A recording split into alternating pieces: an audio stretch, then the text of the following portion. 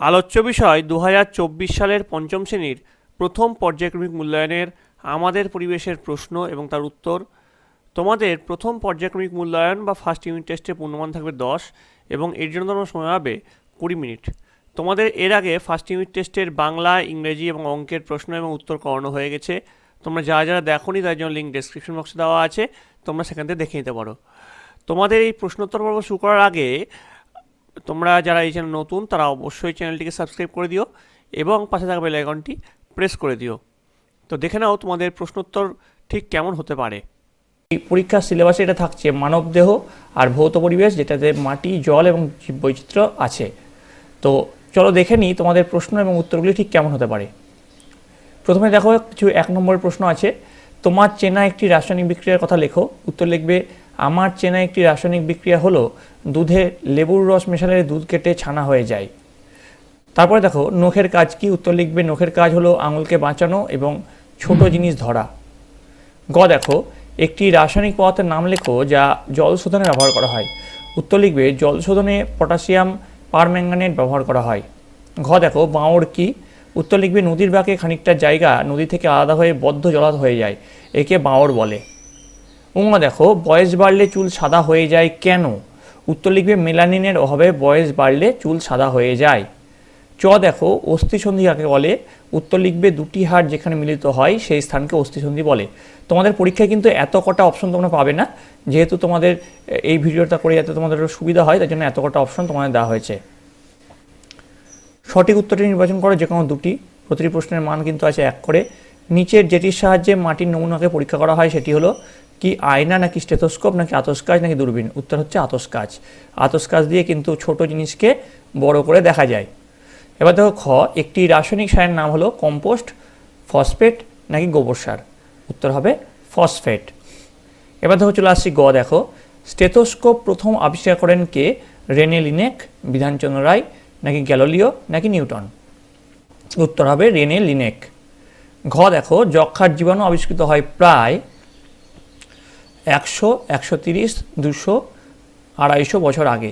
উত্তর হচ্ছে 130 বছর আগে। আচ্ছা, যক্ষার চিকিৎসা পদ্ধতির নাম কি? এটাও কিন্তু তোমাদের আসতে পারে। উঙ্গ দেখো, কলকাতার জলাভূমি কোন নদীর অংশ? উত্তর লিখবে, বিদ্যাধরী, মাতলা, নাকি গোদাবরী? কোনটা হবে? উত্তর হবে বিদ্যাধরী। তারপরে দেখো 3, শূন্যস্থান পূরণ করো যে কোনো 3টি। প্রতিটি প্রশ্নের মান আছে 1। নখের রং গোলাপি হয় ড্যাশের জন্য? উত্তর লিখবে, নখের রং গোলাপি হয় রক্তের জন্য। খ দেখো, শুরুতে বৃষ্টির জলে খুব সামান্য ড্যাশ থাকে? উত্তর লিখবে, শুরুতে বৃষ্টির জলে খুব সামান্য অ্যাসিড থাকে। গ দেখো, অতিবেগুনি রশ্মি ত্বকের ড্যাশ ঘটায়? উত্তর লিখবে, অতিবেগুনি রশ্মি ত্বকের ক্যান্সার ঘটায়। এবার দেখো চলে আসছি ঘ, টিকটিকির লেজ কেটে গেলে আবার কি হয়? আবার গজায়। তোমরা নিশ্চয়ই দেখেছো, টিকটিকির লেজ যদি কোনোভাবে কেটে যায় আবার কিছুদিন পর সেটা গজিয়ে যায়। এবার যে কোনো একটি প্রশ্নের উত্তর দাও। প্রতিটি প্রশ্নের মান আছে 2 করে। কি ধরনের মাটি ধান চাষের পক্ষে ভালো? উত্তর লিখবে, যে মাটির জল ধারণ ক্ষমতা বেশি সেই মাটিতে ধান চাষ ভালো হয়, যেমন এঁটেল মাটি ও দোআঁশ মাটি। পরের প্রশ্ন, চিংড়ি কি ধরনের প্রাণী? এর উত্তর তোমরা লিখবে, চিংড়ি আর্থ্রোপোডা পর্বের এক ধরনের জলজ অমেরুদণ্ডী প্রাণী। চলে আসছি গ, মানুষের শরীরে কনুই থেকে কবজি পর্যন্ত যে দুটি হাড় থাকে তাদের নাম লেখো।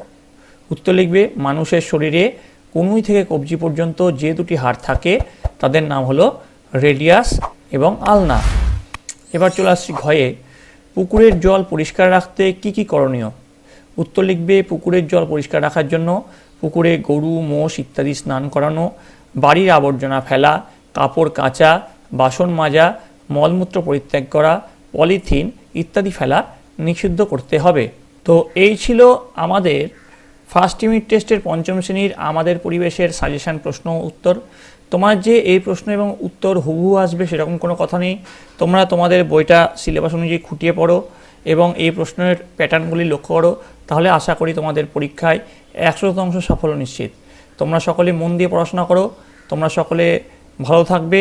তোমাদের যদি এই ভিডিওটা ভালো লাগে অবশ্যই লাইক করবে, বন্ধুদের কাছে অনেক অনেক শেয়ার করবে। তোমাদের যদি আমাদের পরিবেশে আরও একটা সেট দরকার হয় অবশ্যই কমেন্টে জানাবে।